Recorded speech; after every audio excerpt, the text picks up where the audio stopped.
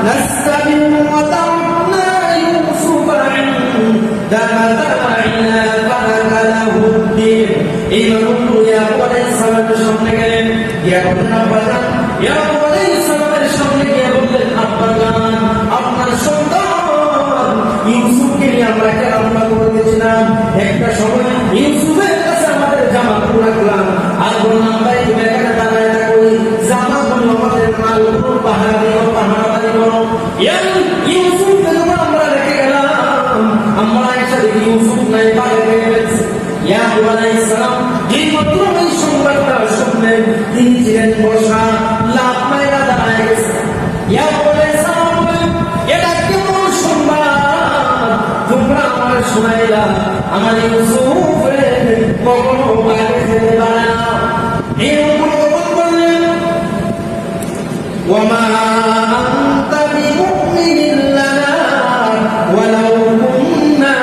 সাদিকিন এই দশজন ভাই ইউসুফ আলাইহিস সালামের দশজন সকাল ভাই আব্বার সামনে যখন দাঁড়াইলেন তারপর বললেন আব্বা আপনার সন্তানের বাগে ফেলছে কিন্তু আপনি তো আমাদেরকে বিশ্বাস করবেন না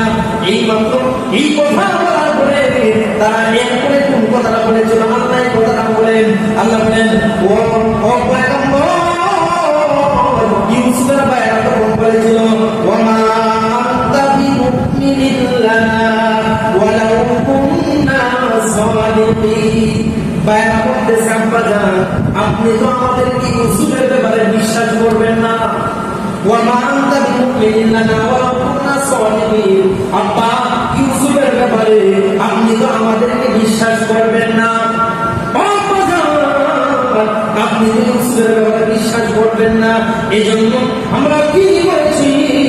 আপনি বিশ্বাস করবেন না এজন্য আমরা বিশ্বাস জন্য করে এজন্য আমরা কি করেছি এই লোকগুলো তখন বললেন ওয়াজাউ আলা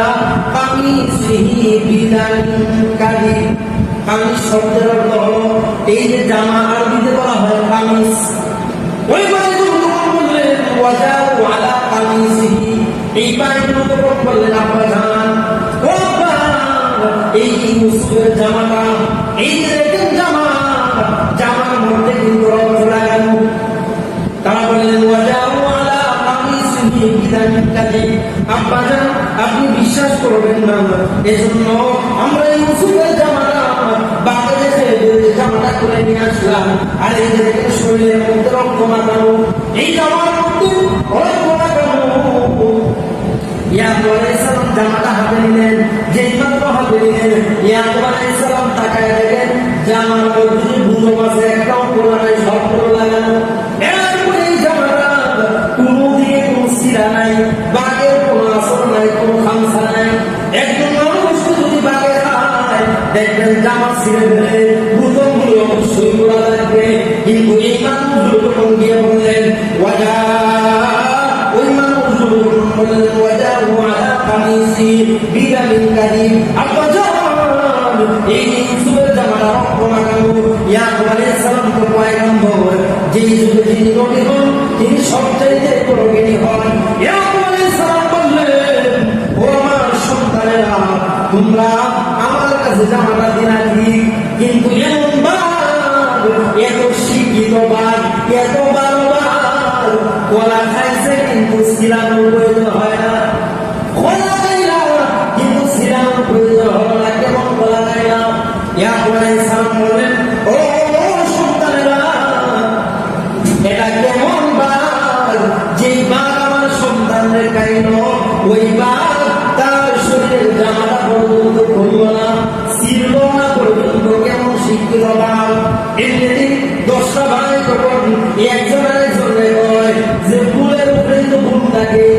এত বড় ফুল মারলাম জামাটা কি বলে একজনের সরলতা করছিলাম জন্য এখন তো একজন আরেকজনে দৌড়ায় একজন দাঁড়ায় কয় শোনো এবার যায় একটা বাঘের বাচ্চা লইয়া নিয়ে আসে কারণ ইয়াকুব নবীর সন্তানেরা এত শক্তিশালী ছিল এক একজন তারা এক একটা বাঘ ধরতে পারতো জঙ্গলে চলে গেলেন তৎকালীন সময়ে কেন এলাকার মধ্যে বাঘ বড় বেশি ছিল বাঘ সাধারণত পুকুরের মতো পাওয়া যেত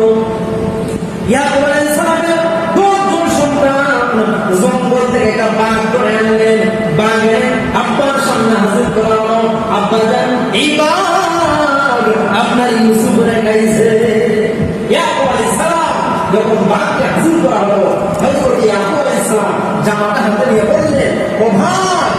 আমি কি এমন অপরাধ করেছিলাম? আমার ইউসুফ তার মানায় কি এমন অপরাধ করেছিল